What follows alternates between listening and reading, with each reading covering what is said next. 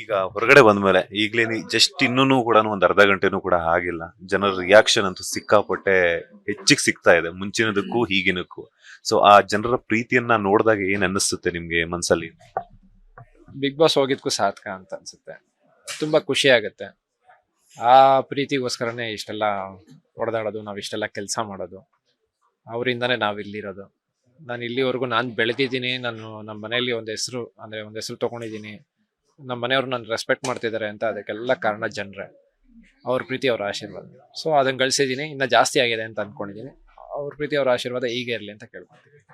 ನಿಮ್ಮ ಫ್ರೆಂಡ್ಸ್ ಬಗ್ಗೆ ಹೇಳಲೇಬೇಕು. ಡೇ ಒನ್ ಇಂದ ಹಿಡಿದ್ಬಿಟ್ಟು ಇಲ್ಲಿಯ ತನಕನೂ ಕೂಡ ಸಾಕಷ್ಟು ನಿಮ್ಮ ಬೆಂಬಲಕ್ಕೋಸ್ಕರ ಎಲ್ಲರೂ ಕೂಡ ವೋಟ್ಸ್ ಕೇಳೋದಾಗಿರ್ಬೋದು, ಅಥವಾ ನಿಮ್ಮ ಕಟೌಟ್ಗಳು ಹಾಕೋದಾಗಿರ್ಬೋದು, ಅಥವಾ ನಿಮ್ಗೆ ಸಪೋರ್ಟ್ ಮಾಡುವಂತಹ ಒಂದು ಪ್ರಮೋಷನ್ ಮಾಡೋದಾಗಿರ್ಬೋದು, ಎಲ್ಲಾನು ಕೂಡ ಮಾಡಿದ್ರು. ನಿಮ್ಮ ಗೆಳೆಯರ ಬಗ್ಗೆ ಹೇಳೋದಾದ್ರೆ? ಪ್ರತಿಯೊಬ್ರು ಜೊತೆಲಿರೋರ್ ಗೆಳೆಯರಾಗಲ್ಲ. ನಾವು ಕೆಳಗಡೆ ಇದ್ದಾಗೆ ನಮ್ಮ ಜೊತೆಲಿ ಯಾರು ಇರ್ತಾರೆ ಅಂತ ಗೊತ್ತಾಗಲ್ಲ.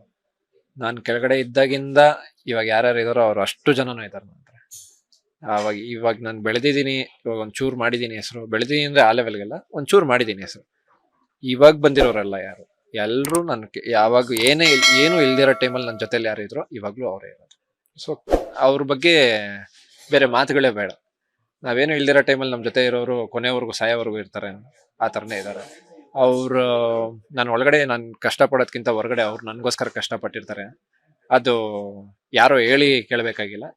ಅದನ್ನ ಅಂದ್ರೆ ಒಳಗಡೆ ಇರ್ಬೇಕಾನೆ ಗೊತ್ತಾಗ್ಬಿಡುತ್ತೆ, ಬಿಡು ನಮ್ಮವ್ರವ್ರೆ ಹೊರಗಡೆ ಅಂತ. ಬ್ರದರ್ ಫ್ರಮ್ ಅನದರ್ ಮದರ್ ಅಂತಾರಲ್ಲ, ಹಂಗೆ. ಈಗ ಬಿಗ್ ಬಾಸ್ ಹೋಗೋದಕ್ಕಿಂತ ಮುಂಚೆನೆ ಸಾಕಷ್ಟು ಸಿನಿಮಾಗಳ ಒಂದು ಮಾತುಕತೆ ನಡೀತಿತ್ತು ಅಂತ ಇತ್ತು. ಸೊ ಈಗ ನೀವು ಬಿಗ್ ಬಾಸ್ ಮನೇಲಿ ಇದ್ದಾಗ್ಲೂ ಕೂಡ ಒಂದಷ್ಟು ಅವಕಾಶಗಳು ಬೇಕು ಅಂತ ಹೇಳ್ಬಿಟ್ಟು ಸಾಕಷ್ಟು ಜನ ಅನ್ಕೊಂಡಿದ್ದಾರೆ. ಬಿಕಾಸ್ ಯಾಕಂದ್ರೆ ನಿಮ್ಮ ಫಿಸಿಕಲ್ ಆಕ್ಟಿವಿಟೀಸ್ ನ ನೋಡಿದಾಗ ನಿಮ್ಗೂ ಕೂಡ ಈಗ ಒಂದಷ್ಟು ಡೈರೆಕ್ಟರ್ಸ್ ಆಲ್ರೆಡಿ ಕೂಡ ರೆಡಿ ಇದ್ದಾರೆ ಅಂತ ಕೇಳ್ಪಟ್ವಿ. ಸೊ ವಾಟ್ ನೆಕ್ಸ್ಟ್, ನಿಮ್ಮ ಮುಂದಿನ ಗುರಿ ಏನು ಅಂತ? ಒಳ್ಳೆ ಸ್ಟೋರಿ ಸಿಕ್ಕಿದ್ರೆ ಸಿನಿಮಾ ಮಾಡಬೇಕು ಅಂತ ನಾನು ಅನ್ಕೊಂಡಿದ್ದೀನಿ. ಸ್ಟೇಜ್ ಮೇಲೇನು ಹೇಳಿದ್ದೀನಿ ಏನ್ ನೆಕ್ಸ್ಟ್ ಅಂತ ಕೇಳಿದಾಗ. ನ್ಯೂ ಇಯರ್ ರೆಸೊಲ್ಯೂಷನ್ ಕೇಳಿದಾಗೂ ಆ ರೆಸೊಲ್ಯೂಷನ್ನೇ ನಾನು ಸಿನಿಮಾ ಮಾಡಬೇಕು ಅಂತಾನೆ ಹೇಳಿದ್ದೀನಿ. ಸೊ ನೋಡೋಣ, ಸಿನಿಮಾ ಮಾಡೋದಂತೂ ಪಕ್ಕ.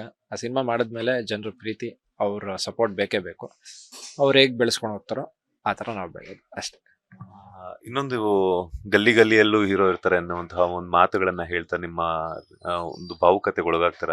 ಲಾಸ್ಟ್ ಟೈಮ್ ಒಂದು ನಿಮ್ VTL ಅಥವಾ ನಿಮ್ಮ ಒಂದು ಸುದೀಪ್ ಸರ್ ಏನೋ ಕೇಳಬೇಕಾದ್ರೆ, ಅಥವಾ ಇಲ್ಲ ನಿಮ್ಮ ಒಂದು ಕಂಟೆಸ್ಟೆಂಟ್ಸ್ ಗಳ ಮಧ್ಯೆ ಒಂದು ಡಿಸ್ಕಷನ್ ಮಾಡ್ಬೇಕಾದ್ರೂ ಕೂಡ ಯಾವತ್ತಾದ್ರೂ ಅವಮಾನ ಪಟ್ಟಿದ್ದುಂಟಾ ಬಿಕಾಸ್ ಅವಕಾಶಕ್ಕೋಸ್ಕರ ಅಂತ? ಇಲ್ಲಿ ಏನನ್ಬೇಕು ಅಂದ್ರೆ ತುಂಬಾ ಕಷ್ಟಪಟ್ಬಿಟ್ಟಿದ್ದೀನಿ ಸರ್ ಹೊರಗಡೆ. ನಾನು 3 ವರ್ಷ ಮನೇಲಿದ್ದೆ. 6 ತಿಂಗಳು 7 ತಿಂಗಳು ಒಂದು ಹೋಟ್ಲಲ್ಲಿ ಕೆಲಸ ಮಾಡಿದೆ. ಅಂದ್ರೆ ನಮ್ಮ ಮಾಮದೇ ಆಗಿದ್ರು ಕೆಲ್ಸದವಂತರನೇ ಕೆಲಸ ಮಾಡಿದ್ದೇನೆ. ಆಮೇಲೆ ನನಗೆ ಯಾರು ಗಾಡ್ ಫಾದರ್ ಅನ್ನೋರಿಲ್ಲ.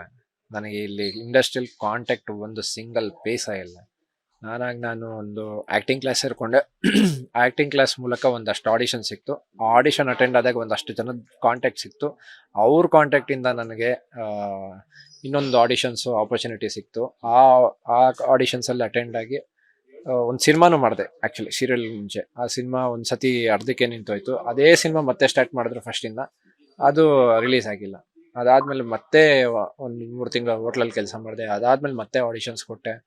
ಅದೆಲ್ಲ ಆಗಿ ಒಂದು ಕಲರ್ಸ್ ಕನ್ನಡದಲ್ಲಿ ಸೀರಿಯಲ್ ಅನ್ನೋದು, ಗೀತಾ ಸೀರಿಯಲ್ ಅಂತ ಮಾಡ್ತೀನಿ. ಅಲ್ಲಿವರೆಗೂ ಎಕ್ಸ್ಟ್ರೀಮ್ ಲೈಕ್ ನೆಕ್ಸ್ಟ್ ಲೆವೆಲ್ ಕಷ್ಟಪಟ್ಟಿದ್ದೀನಿ. ಅಲ್ಲಿಂದ ಜನರು ಕೈ ಹಿಡಿದ್ರು. ಅಲ್ಲಿಂದ ಮುಂದೆ ಹೋಗ್ತಾನೆ ಇದ್ದೀನಿ. ಅವ್ರು ಬೆಳೆಸ್ತಾ ಇದ್ರು, ಬೆಳಿತಾ ಇದ್ದೀನಿ ಅಂತ ಅನ್ಕೊಂಡು. ಲೇಟೆಸ್ಟ್ ಹಾಗೂ ಇಂಟ್ರೆಸ್ಟಿಂಗ್ ಸುದ್ದಿಗಳಿಗಾಗಿ ಬಾಸ್ ಟಿವಿ ಕನ್ನಡ ಚಾನೆಲ್ನ ಸಬ್ಸ್ಕ್ರೈಬ್ ಮಾಡಿ.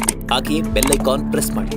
ಇದರ ಜೊತೆಗೆ ಫೇಸ್ಬುಕ್, ಇನ್ಸ್ಟಾಗ್ರಾಮ್, ಎಕ್ಸ್ ನಲ್ಲೂ ಮಿಸ್ ಮಾಡದೆ ಫಾಲೋ ಮಾಡಿ.